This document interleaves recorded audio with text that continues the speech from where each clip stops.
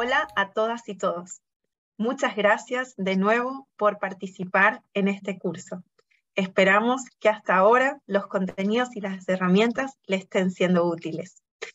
Bueno, en este breve espacio quisiera hablar de cómo mejorar y cómo promover y fortalecer la implementación de la educación ciudadana.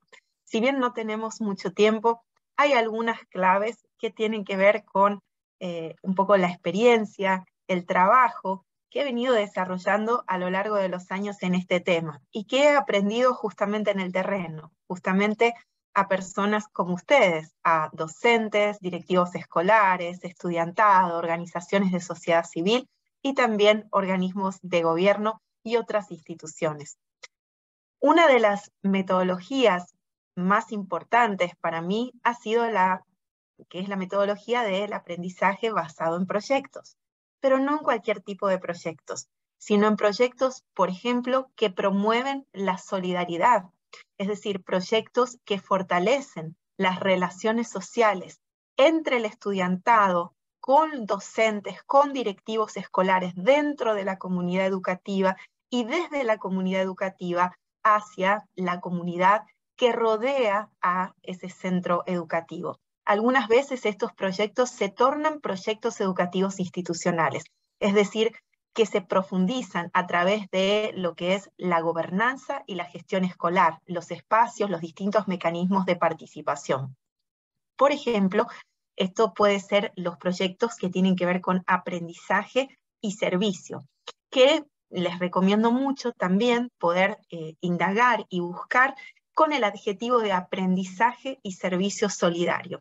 Es decir, que hacemos un aprendizaje basado en proyectos que contribuye justamente a gestar estas relaciones solidarias que son la base de la construcción de la ciudadanía, de una ciudadanía que reconoce la diversidad de intereses, la diversidad de identidades, de culturas, de prácticas, de costumbres, y las pone en juego, las pone en diálogo justamente para pensar en el bien común. Es decir, cuando uno define los problemas de los proyectos, cuando uno empieza a indagar por qué esos proyectos, por qué existen esos problemas y cuáles son las soluciones, ¿no? Entonces, el aprendizaje por proyectos con un sentido de solidaridad, por ejemplo, la elaboración de proyectos con impacto en las comunidades, proyectos que, por ejemplo, pueden promover la paz, los derechos humanos, el bienestar del estudiantado, el acceso, por ejemplo, a deportes, a las artes, a la cultura.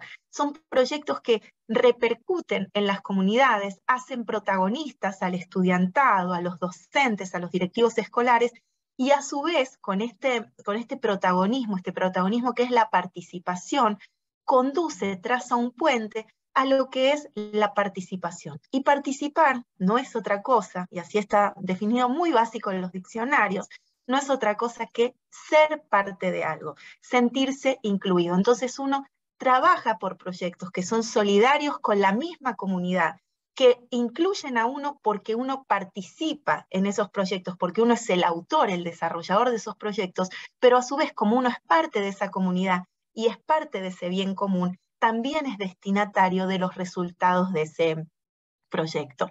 También hay otro tipo de metodologías de implementación, que es el fortalecimiento de los gobiernos escolares. Y ahí no solamente quedarse con lo que es los procesos electorales de los gobiernos escolares, sino también, primero, fortalecer el liderazgo de los estudiantes para que todas y todos sientan que pueden ser parte de esos gobiernos escolares. Es decir, siempre hay niños, niñas, adolescentes y jóvenes que tienen algunas características, talento de liderazgo, quizás más que otros, que por distintas razones esos talentos no han sido desarrollados, no son tan espontáneos.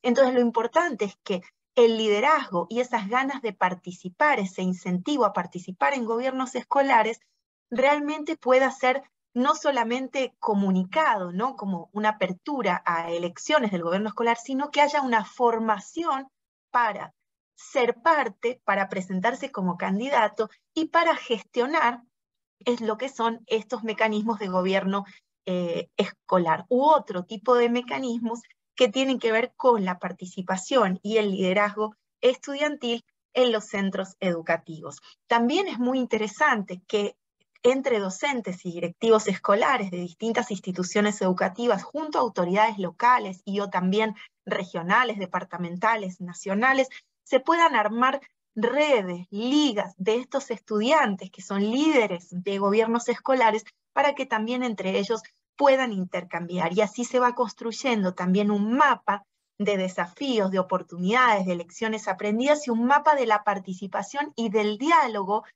intrageneracional entre el estudiantado que está participando en distintas instancias o mecanismos dentro de los centros educativos. Asimismo, hay otro tipo de proyectos, por ejemplo, lo que son la participación en torneos de debate, que implica el desarrollo también de habilidades de pensamiento crítico, habilidades de cuestionamiento, habilidades de oratoria, pero que tal como lo que yo describí anteriormente, contribuyen a expresar la voz del estudiantado y no necesariamente son metodologías, y esto sí quiero ser muy enfática, que apuestan por lo individual. Muchas veces cuando pensamos el aprendizaje por proyectos, los debates, los gobiernos estudiantiles, y en la formación para eso, ¿no? En las instancias de participación y de formación, de preparación del estudiantado, pensamos individualmente. Yo les invito y les incentivo a que pensemos cómo estas instancias pueden contribuir a la acción colectiva y dirigirnos al estudiantado como parte de un todo, como parte de una, justamente de un grupo, como parte de un todo común, como parte de una comunidad, no solo la comunidad educativa, sino la comunidad que está también fuera de la escuela. Entonces, les invito a mirar, ¿no?, la implementación de la educación ciudadana y las distintas pedagogías, no solo desde el lado no solo desde la perspectiva individual, sino también desde la perspectiva grupal. Otras pedagogías de implementación invitan, por ejemplo, a proveer conocimientos y también herramientas para elaborar, por ejemplo, proyectos que puedan incidir en la política pública local, ¿no? Es decir, así como hacemos proyectos de aprendizaje solidario, de emprendedorismo social, también pueden ser proyectos de emprendedorismo político que fomenten el liderazgo político. Entonces las escuelas pueden generar una o varias escuelas, siempre de nuevo pensando más allá de mi centro educativo, incluso como les decía anteriormente, más allá de un estudiante, pensar en el grupo. Y les invito, más allá de una escuela, pensar en la red de escuelas y también unirse y formar una comunidad con otros docentes para juntos fomentar la participación estudiantil. Entonces estos proyectos, por ejemplo, pueden llevarse a los consejos locales, ¿no? A los consejos municipales, departamentales y también a nivel nacional. Hay experiencias interesantes, por ejemplo, de ser concejal por un día, ¿no? En el consejo del municipio, del departamento, ser parlamentario por un día. Y estos son proyectos que justamente fomentan esa preparación para el liderazgo político, hacen posible elevar y expresar la voz del estudiantado, que esto es algo que nuestro estudiantado permanentemente nos llama la atención. Queremos que nos escuchen y queremos tener el espacio para poder hablar, ser tomados en serio y poner los intereses, los desafíos y también las soluciones en la mesa. Entonces aquí he hablado de algunas alternativas, ¿sí?, que están más del lado de lo que es la participación social y política. Por supuesto, hay otras muchas formas de promover lo que es la implementación práctica de la educación ciudadana, por ejemplo, también a través de las artes, a través de los deportes, a través justamente de los medios de comunicación.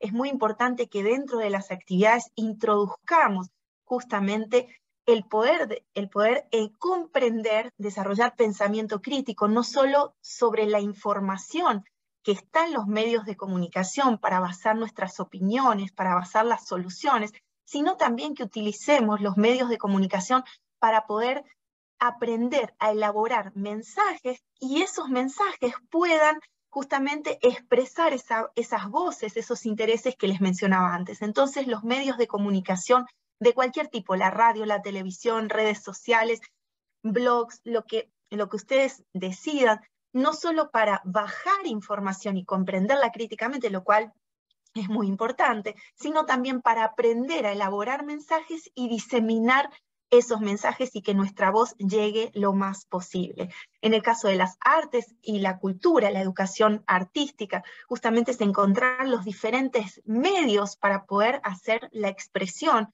¿sí? A través de las mismas. Por ejemplo, comprendiendo, ¿sí? O construyendo, fortaleciendo lo que es la educación ciudadana a través de la pintura, a través de artes prácticas, manuales, murales, es decir, que música, ¿sí? Cuántas veces hemos vinculado, por ejemplo, los temas de educación ciudadana, historia, música, cuánto nos dicen los artistas, las canciones del pasado y del presente, y enseñarle a los chicos a tener esa lectura y ese análisis, y también a ser autores, ¿no? Animarse a ser autores de ese arte y del arte y la cultura, justamente que no es para unos pocos, sino para varios, para todos, ¿no? Y en el caso de los deportes, justamente el poder, por ejemplo, aprender sobre reglas del juego, no solo obedecerlas, sino establecer las reglas del juego, compartirlas y construirlas juntos,